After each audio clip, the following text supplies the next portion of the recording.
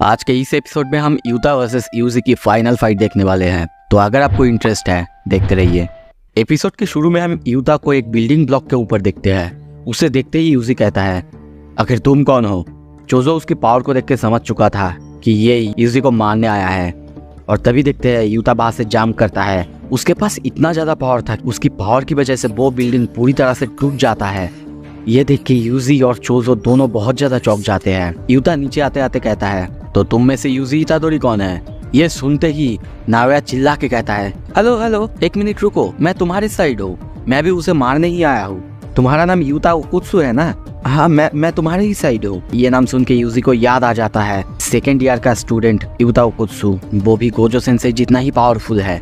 दूसरी तरफ नाओया कहने लगता है, मैं माकी जेनिन की कजिन हूँ, मैं भी उसे मारने ही आया हूँ। चोजो और यूजी को देखते हैं। चोजो यूजी को बाहर से भाग जाने के लिए कह रहा है और कहता है कि मैं संभाल लूंगा यहाँ पे, तुम जाओ, और तुम्हें वो लड़का जिसके काले बाल है उससे बचना है, क्योंकि उसके पास इतना ज्यादा पावर है कि उससे अगर तुम डायरेक्ट लड़ने जाओगे इंस्टेंटली वो तुम्हें मार देगा। नाओया की बात सुन के यूता उसे कहता है, अच्छा ठीक है, तो मैं तुम्हें दूसरा वाला सौंपता हूँ। तभी देखते हैं यूजी को वो बाहर से भागने लगता है। चोजो भी अपना अटैक यूता पर करता है, पर उसकी अटैक नाओया के ब्लॉक करता है। यूता यूजी के पीछे भागने लगता है, पर दोनों एक दूसरे के स्पीड को देख के बहुत ज्यादा चौंक जाते हैं। दूसरी तरफ नाओया और चोजो दोनों लड़ने लगते हैं।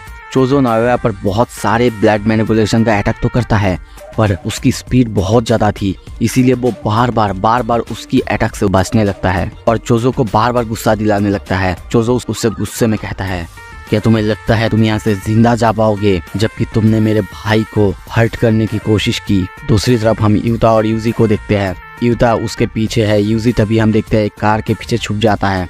यूता जल्दी उसके पीछे कार के साइड से आके उसे अपने कटाना से एक स्लैश करता है, और उसे लगता भी है कि उसने यूजी की बॉडी को टच किया है, पर तभी देखते हैं यूजी गाड़ी के ऊपर से उसकी अटैक को डॉच करता है। ये देख के यूता पूरी तरह से शॉक होता है और सोचने लगता है, मैं श्योर था, मैंने उसे स्लाइस कर दिया था, पर वो बिल्कुल माकी की तरह है। तभी देखते हैं यूजी उसी कार को पंच करता है, जिससे यूता कार के साथ धक्का खा के थोड़ा सा दूर जाके गिरता है, और यूजी फिर से भागने लगता है, पर इंस्टेंटली हम देखते हैं उसके ऊपर से वो कार आके उसके ही सामने गिरता है। यूजी पीछे मुड़ता है, उसके पीछे हम यूता को देखते हैं। यूजी अब समझ जाता है इसके पास immense amount of curse energy है, वो उसे कभी भी जीत नहीं पाएगा। यूता उसके कंफ्यूजन देख के उसे कहने लगता है, तुमने सही समझा, मेरे पास गोजो सेंसेई से भी बहुत ज़्यादा कर्स एनर्जी है, पर मैं कभी भी उनके बराबर नहीं जा सकता, क्योंकि उनके पास 6 आइज है, जिसके वजह से उनका कर्स एनर्जी कभी भी ख़त्म नहीं होगा, पर मेरा ख़त्म हो जाएगा।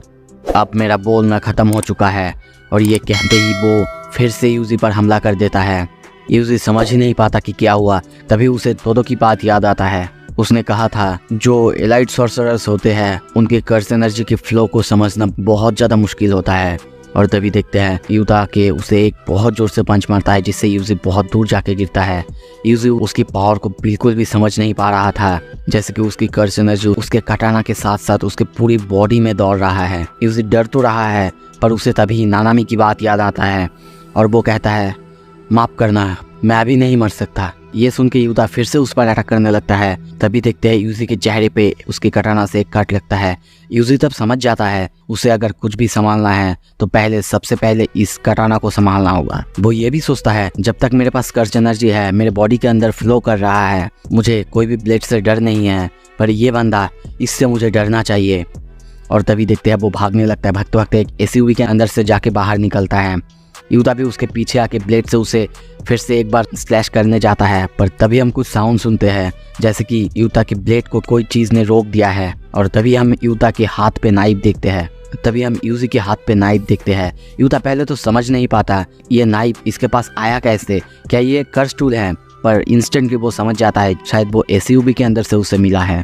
पर तभी यूजी को गोजो की बात याद आता है। उसने अच्छे से ट्रेनिंग तो की है, पर उसने कोई हथियार को कंट्रोल करना या फिर अपने कर्स एनर्जी से हथियार को कंट्रोल करना नहीं सीखा है।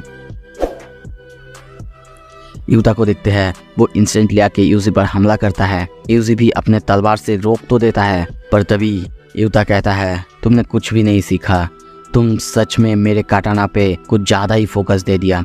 और इंस्टेंटली देखते हैं वो बहुत जोर से किक करता है, जिससे यूजी की हालत बहुत ज़्यादा ख़राब हो जाता है और वो ये तक सोचता है क्या उसकी फॉरवर्ड किक भी इतना ज़्यादा पावरफुल है? और तभी देखते हैं यूता उसे अपने कटाना से एक बहुत जोर से स्लैश करता है, जिससे यूजी का नाइफ 2 टुकड़ों में कट जाता है। साथ ही में उसकी छाती से पेट के हिस्से में एक बहुत ज़्यादा बड़ा सा स्लैश होता है, जिससे उसका बहुत सारा खून निकलने लगता है। उसकी हालत खराब होने लगता है, पर खुद को संभालते हुए हम देखते हैं यूता के कटाना को बहुत ज़मीन पे मारता है और वहीं पे उसे तोड़ देता है और फिर से यूता को एक किक मारता है, जिससे यूता थोड़ा दूर जाके गिरता है। यूता ये देख के थोड़ा सा हैरान तो होता है और सोचता भी है, क्या उसने इसे तोड़ दिया? अच्छा है, अब तो मुझे मानना ही पड़ेगा, ये गोजो सेंसेई का ही स्टूडेंट है, तो ये आसान नहीं होने वाला। दूसरी तरफ यूजी को देखते हैं, वो कहता है मेरी घाव बहुत ज़्यादा डीप तो है, पर अब हम दोनों ही आनंद है। पर तभी उसे कुछ महसूस होता है।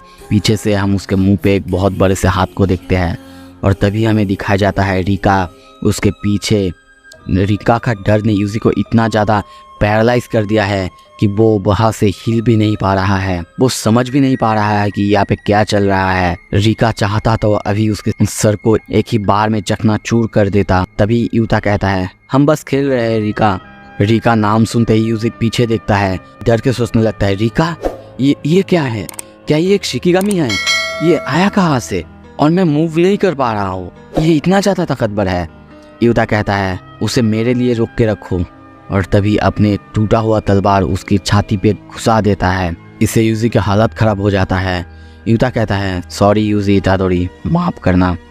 और तभी हमें सुकुना को दिखाया जाता है। सुकुना पहले तो चौंकता है, शायद वो यूजी की बॉडी के कंट्रोल लेने ही वाला था, पर पता नहीं क्यों बाद में हंसने लगता है। सीन शिफ्ट होता है, दूसरी तरफ हमें दिखाया जाता है चोजो को। चोजो और नाओया अभी भी फाइट कर रहे होते हैं। नाओया भी नाओबितो की तरह अपना फ्रेम की टेक्निक यूज़ करता है और चोजो को दीवार पे जाके मारता है। चोजो की हालत भी बहुत ज़्यादा ख़राब हो जाता है, वो समझ नहीं पाता वो इतना ज़्यादा फास्ट कैसे है। पर दूसरी तरफ नाओया उसकी टफनेस देख के कहता है तुम टफ हो, सीरियसली तुम हो कौन? और तभी चोजो कहता है मैं अपने 10 भाइयों में सबसे ज़्यादा बड़ा भाई हूँ। और फिर से अपना वो फ्लोइंग रेड स्केल वाला हमला उस पर करने के लिए तैयार होता है। पर जब तक वो अपना हमला करता तब तक नाओया ऑलरेडी दूसरे साइड शिफ्ट हो चुका है, जो देख के चोजो बहुत ज़्यादा चौंक जाता है। उसे समझ में नहीं आ रहा था कि इतना स्पीड उसके पास कैसे आया। पर तभी वो भी खुद को संभालते हुए उसके तरफ अपना हाथ करता है और हमला करने ही वाला था। हम देखते हैं नाओया उसे पकड़ के फिर से दीवार पे जाके मारता है और उसके ऊपर हंसने लगता है।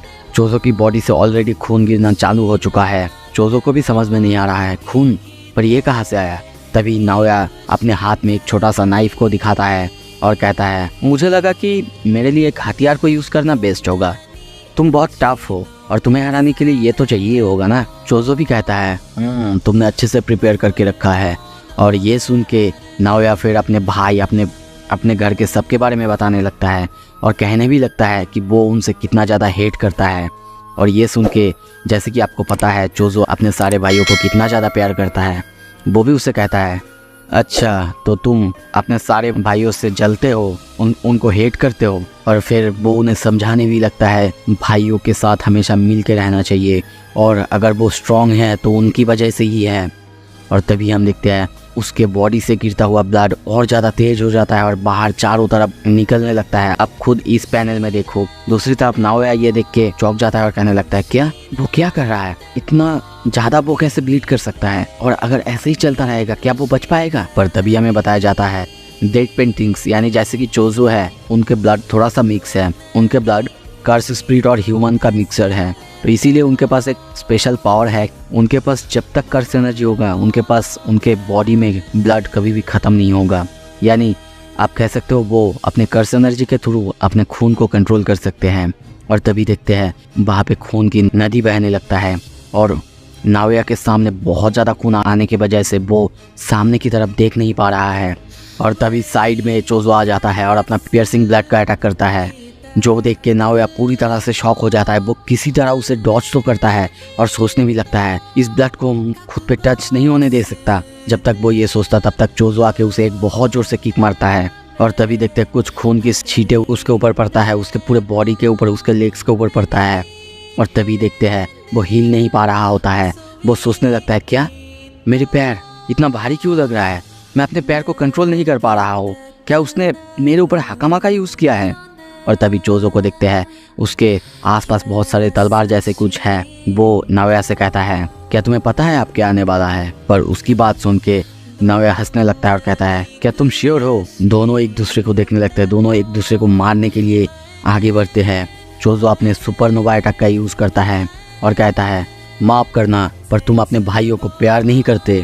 और तभी देखते हैं नाओया के सामने खून की बहुत ज़ोर से ब्लास्ट होता है। पर तभी चोजो के पीछे से यूता यूजी की अनकॉन्शियस बॉडी को लेके आता है। चोजो कुछ भी रिएक्ट करता उससे पहले ही यूता के उसे एक बहुत ज़ोर से पंच मारता है, जिससे चोजो वहीं पे गिर जाता है, उसकी हालत ख़राब हो जाता है। यूता नाओया को देखते हुए कहता है देख के तो लग रहा है तुम्हें बहुत ज़्यादा चोट लगा है नाओया। सो इसी के साथ ये एपिसोड ख़त्म होता है, पर इंटरेस्ट ख़त्म नहीं होना चाहिए। अगले एपिसोड बहुत जल्द आने वाला है। देखने के लिए शुक्रिया। अगर अच्छा लगा प्लीज़ सब्सक्राइब कीजिए।